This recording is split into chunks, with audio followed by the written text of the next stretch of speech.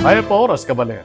Kaya tabing mabilog ang pwersa ng GNN TV 44 o piye na rin makapanahon at lokal istoryang dapat yung abalo kapamilataning garantisado. Kompleto ang pambalansing informasyon. O rin po rin balita may kalap gining Webis, October 16, 2025. Yaku po'y Beniginto at iti in News Force, Pampanga. Agpagking latest Okta research, 60% na rin Pilipino ing minimwaking malalang korupsyon king bansa ay ni-report. Pepabalo ning Okta Research na anam kareng balang apulong Pilipino ing masusuklam o todong mimimimwa king lalalang korupsyon king bansa. Agpang survey agewa inyang September 25 to 30, 2025. Agpang kang Okta Research founder at President Professor Ranjit Rai, may kisan metong king survey reng 1,200 respondents iba't kareng miyayaliwang parti ning bansa. Base king resulta, 83% na rin Pilipino ang susuporta king takbang ng Presidente Ferdinand Bongbong Marcos Jr. alabanan ning anomalya, partikular na ing pamagbulgar kareng issue king kilub na ning gobyerno. King pamagaral, 60% ing sasabing panandamanda ing pangasuklam o ing matinding kamwa king korupsyon. 30% naman ing makaramdam takot at kapigaganakan, 9% ing malulungkot at 1% naman ing manatiling positibo king issue. Pinuntuna mo naman ing Okta Research na mas matas ing level ning kamwa kareng hane daring millennial at Gen Z ayang manyubong kanu kareng anti-corruption movement.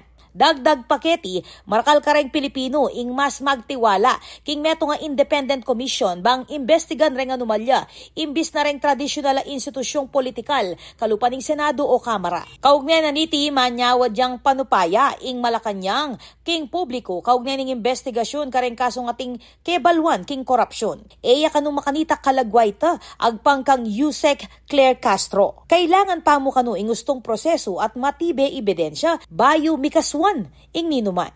Ako po, Patricia Mamangon para king News Force Pampanga. Balitang tutuking balen, susuyo. May pabalita kareng minimum wage earners. Mitas sing sweldo lalam ning bayong wage order ay ni-report.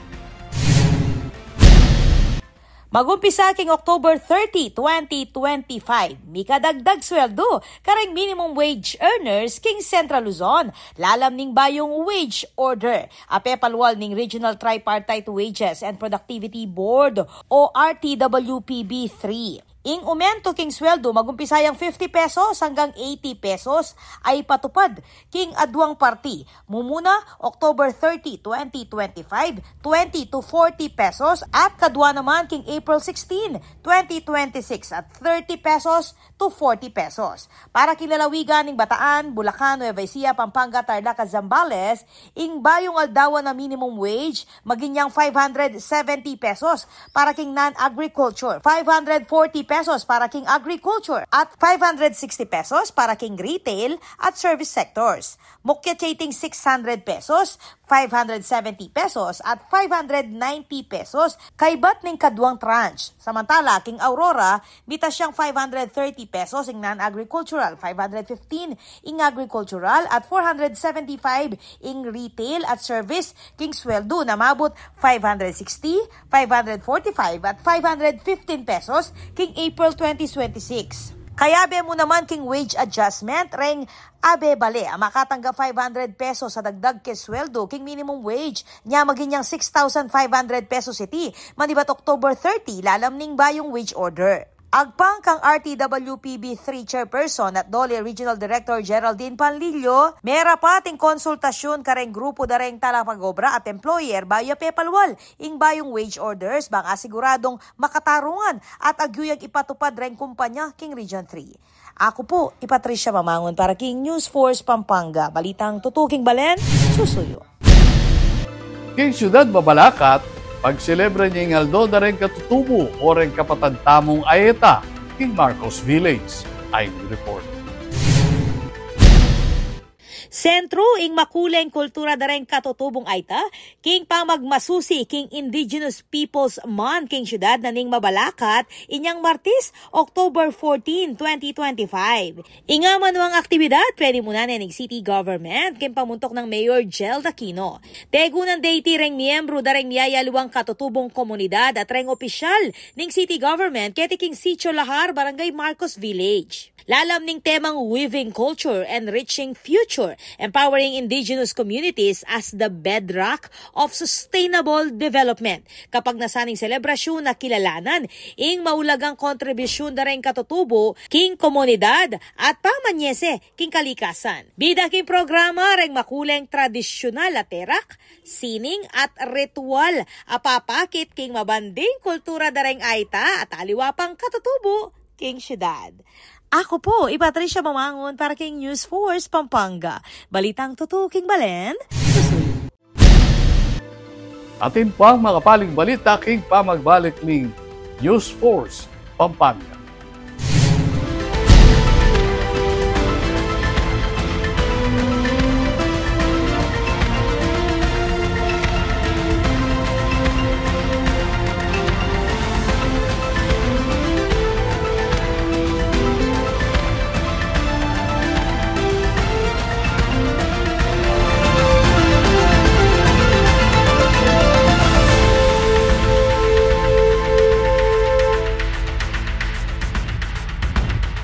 Get ready, runners! RMFB 3 AG Palayan 2025, happening on October 18th, 2025 at Robinson Star Mills, Pampanga.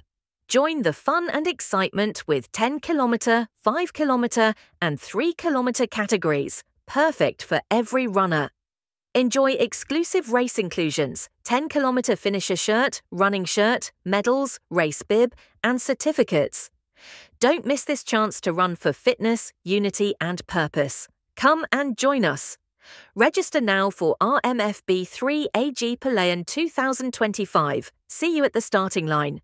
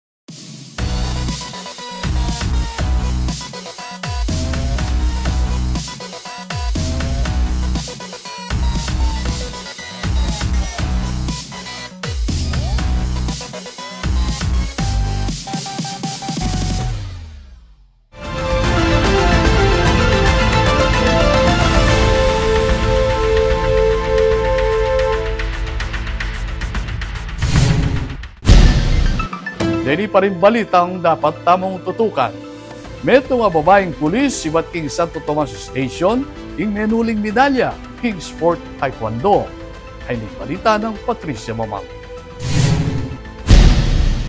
Meto nga galal pasibayo para king lalawigan ng Pampanga ing inuli ng patrolwoman Almarie Lingat ibat king Santo Tomas Municipal Police Station kay bat asong kiting gold medal king Taekwondo king Philippine Uniformed Services Sports League 2025 agarapan king Camp Aguinaldo, Quezon City. Kapilan pa mo may courtesy visit ya kang Governor Lilianay Pineda bilang pamagkilala king kayang panibayong tagumpi. Aliwa iti mumunang pamikatago na memyayang parangal ilingat king bansa. Inyang milabas sa Agosto, may nagumpeya naman king World Police and Fire Games 2025 king America nung nukarin asong kitneng gold medal king basketball women at adwang bronze medal naman king taekwondo mix at pair events. Pasalamat naman ni Lingat king provincial government king karelang balaw sa suporta kareng atletang pulis. Meto nga tune ehemplo ning dedikasyon at galing ipatroluman, balaw siyang magsilbing inspirasyon kareng kaparang uniform personnel at king mabiluga Kapampangan. Ako po, Patricia Mamangon para king News Force Pampanga, balitang tutuking balen, susunod.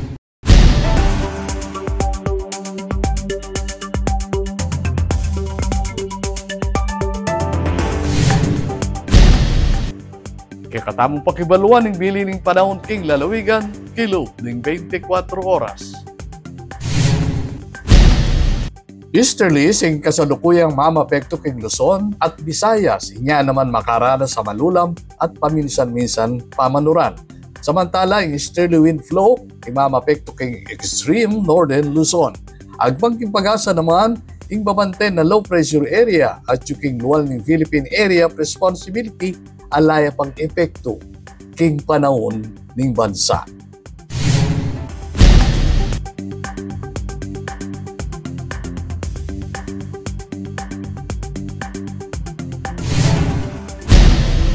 Kabalen maging parti kaking pamagbalita ketiking News Force Pampanga na numang kaganapan isyo reklamo king kay lugal manyari mong ikwento isumbong kapamilatan na rin numero mayakit kaya kayong screen. Manyari mo namang mag-post kaya kaming Facebook account. Regalo yung simbolo ng pamamye lugod, kalupa inyang idake ng Kristo yung kayang sarili bang ikabusta mo. 70 days na mo, mayo datang yung Pasko, anya isipan mo na nung makananume ibiye yung lugod mo karengaliwang tao.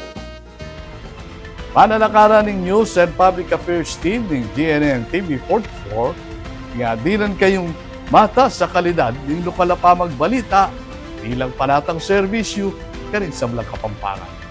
Dahil benyo lang ining webis, may kalapa istorya, kaya tiking probinsya. Yako po ibeniginto at iningi ing News Force Pampanga. Balitang tutu, king balen, susunod.